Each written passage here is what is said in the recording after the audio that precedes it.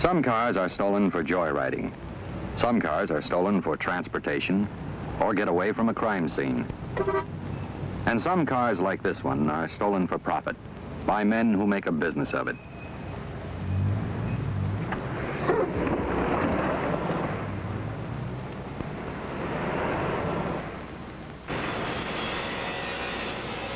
These men are professionals, equipped with the knowledge and the tools needed for running a successful operation. They use a variety of different techniques. A particular car may be stripped and the more valuable components sold off to a parts dealer. Or it may be given only a minor reworking. But this one is earmarked for the gang's most thorough treatment. By the time they're through with it, the car will be almost impossible to identify as stolen. The method of performing this piece of trickery is known as the salvage racket. It all began with a wrecked car, which the gang located in an auto scrapyard. They bought it and salvaged all the marked or traceable parts still in good condition. That done, they located and stole a car that matched the description of the wreck. Now they'll strip off everything that could provide identification and substitute the salvaged parts. When they bought the wreck, they also acquired the title, legal procedure in some states. This made it possible for them to obtain valid registration and tags. So when they're through with their work, this automobile will have taken on the identity of the salvaged vehicle in every way. But not every hot car gets such full-scale treatment. When a wreck is not available, the techniques are cruder and more obvious. Professional thieves know that a car is most readily traced by its identifying numbers. Their main effort, always, is to change or obliterate them. Most important is the vehicle identification number.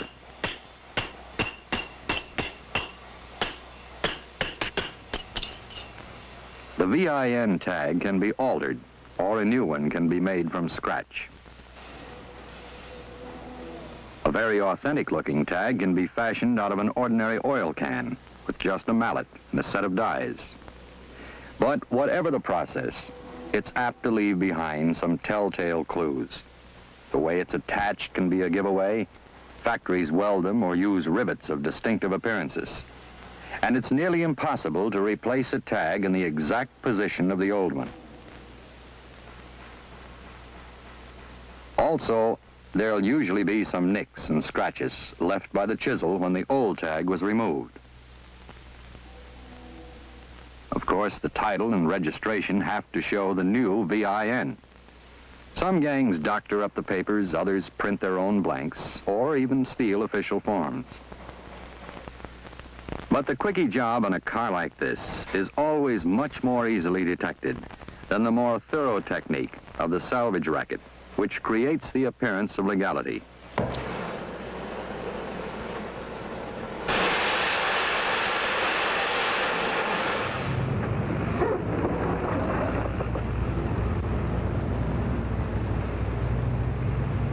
"10 days and a new coat of paint later, the job is done. The car is ready for delivery.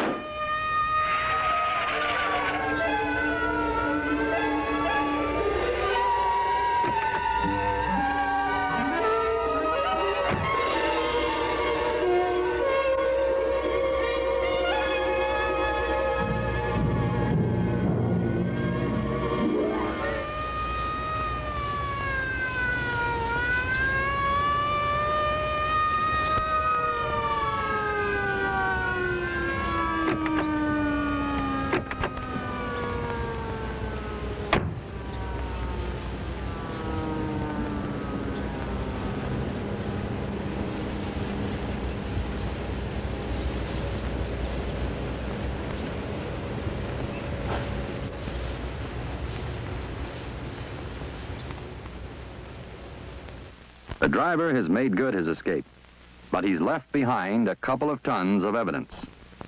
The officers on the scene make a preliminary check to see if they can determine the reason for his hasty departure. As at any crime scene, valuable clues may be destroyed unless the officers are careful and professional in their work. The best rule is, don't touch anything unless you have to. They record the tag number and look for anything irregular, like alteration of the numbers, a tag hastily wired on or fastened over another plate, or an old tag fastened with new bolts. They also look for the obvious: burglar tools or loot from a robbery, a smashed vent window or stripped ignition wires. They record and examine the VIN. Does it show any signs of alteration or tampering? And they don't forget the possibility of a body or kidnap victim in the trunk.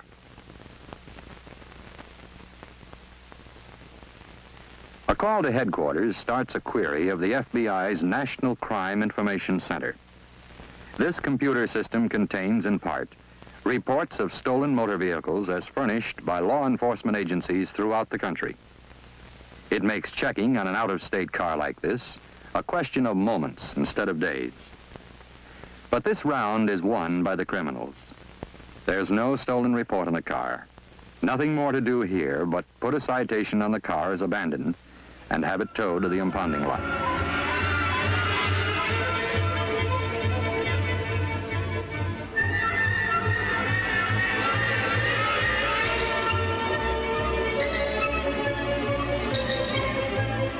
The problem is now in the hands of two stolen car experts, one from the local auto theft squad, one from the FBI. Let's listen to their story. When you start on a vehicle like this, you don't know what you've got, but it's pretty certain that some kind of crime was involved. The first thing is to see what fingerprints you can get. Likeliest places on the outside are around the doors, beside the license plate, and on the trunk lid, especially near the lock.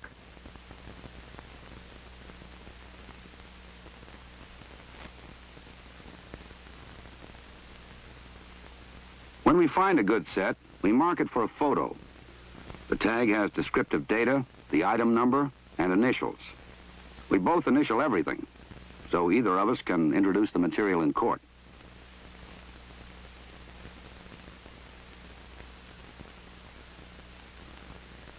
When you've got the photo, you can go ahead and lift the prints.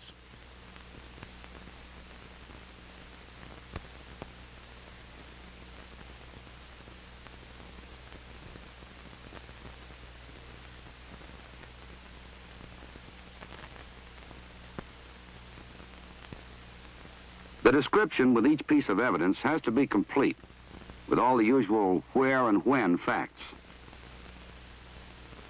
On the inside, you can often get prints from the door handles, steering wheel, sun visors, dash, glove compartment, and anything left around.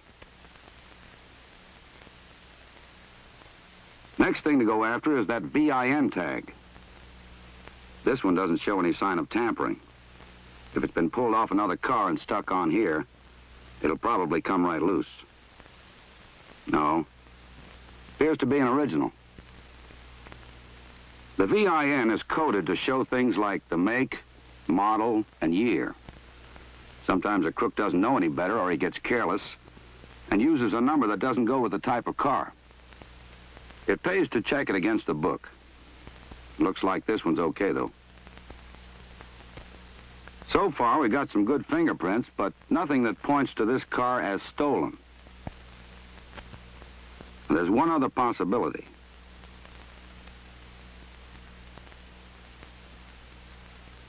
If you feel around inside the doorpost, yeah, there's a weld in there where no weld ought to be. Looks like we've got something to go on now. A section of the doorpost has been taken out of another car and put in here. That way they got a good VIN tag without leaving any obvious traces of a switch. So the car's been worked over by professionals, and pretty careful ones at that. Now there are two things we're after. Identify the rightful owner and get any clues that might help lead to the criminals. We'll need a complete description of the car. Complete means you write down year, make, model, body, and color. Type of transmission and engine. All accessories, noting whether they're factory installed. Power steering and brakes. Odometer reading. Information from any stickers that may have been left on. Lubrication, inspection, and so forth. A description of the tires. And details from under the hood, like whether any components have been replaced. The plate on the firewall gives the body style and paint numbers. It's probably been pulled off the salvage car. You should also make a note of every dent and scratch, no matter how small, and everything else that makes this car unique. Next is the search for physical evidence. Under the rugs, behind the seats, around the spare. Maps, matchbooks, scraps of paper, old letters, anything that might show a name, a city, or a number that could point to the owner or the criminals. But this car has been dry cleaned. Seems like every possible identifying mark has been removed or obliterated. Still, if you're persistent and thorough, you'll find something of value almost every time. This tag was way up behind the dash, on the back of the radio. It ought to lead us to the owner. This, like every other piece of evidence, must be carefully preserved. Where and when found is written on the package and initialed. This protects the chain of evidence. But we're not through here yet. We've got to give the technicians in the crime lab all we can to work with. They may be able to lift old or smudged fingerprints from the rearview mirror.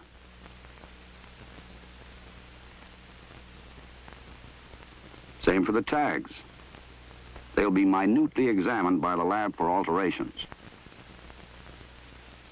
We also take paint samples from several places on the car, especially that replaced doorpost.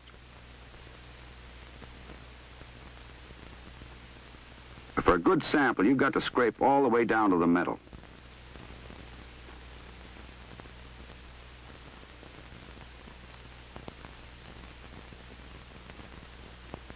The identification of each paint sample should indicate specifically from which part of the vehicle it was taken.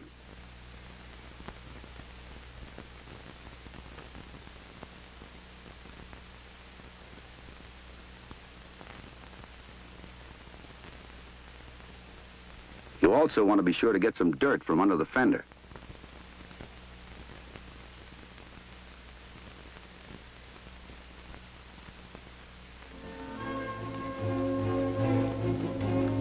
Well, that about does it. One final look to be sure we haven't missed anything. They say you can get so involved in the details that you overlook something big and obvious. Seems like we picked this one clean, though.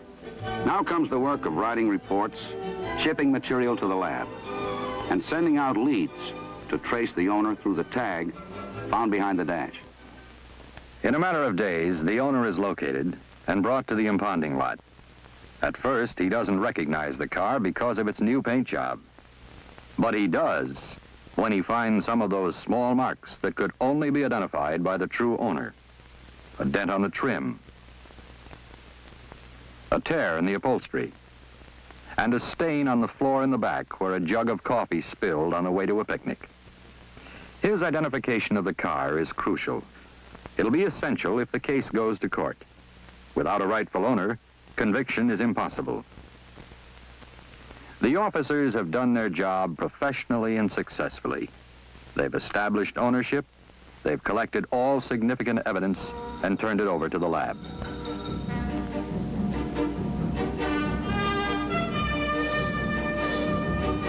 At FBI headquarters in Washington, a team of laboratory workers, each a specialist in a particular area, begins a methodical analysis of each item taken from the car. Their findings may later provide valuable corroboration of a suspect identification and crucial court evidence. A study of the paint samples might help tie this car to others handled by the same ring. Using equipment and procedures not practical in the field, experts may be able to recover latent fingerprints that would not yield to ordinary methods. One such procedure is iodine fuming.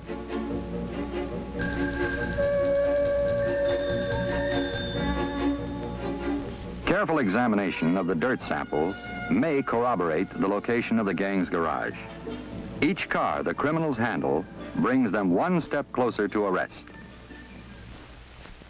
If the officers involved recognize the car as stolen, if they examine it carefully, thoroughly, methodically, if they know more about automobiles than the criminals. To beat the stolen car racket, you must be more professional at your work than they are at theirs.